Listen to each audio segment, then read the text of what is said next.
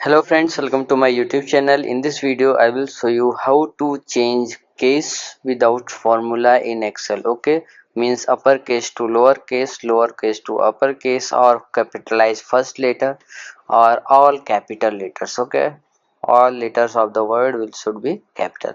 So how to do it without formula? Okay, there is a drawback in the formula if we use equals to upper or lower. Okay, this formula, sorry, equals to upper and bracket, and if we use this formula, okay, so what will happen if I delete this one? Okay, you will see this one is also deleted. Okay, so this is the drawback of the formula. So I will show you how to convert these things without formula.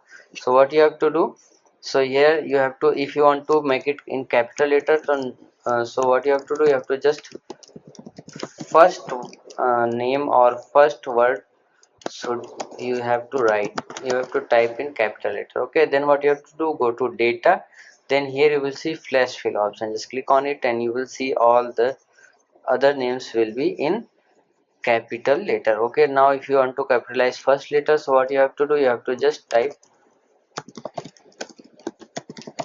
like this. Okay, and then you have to select the second cell.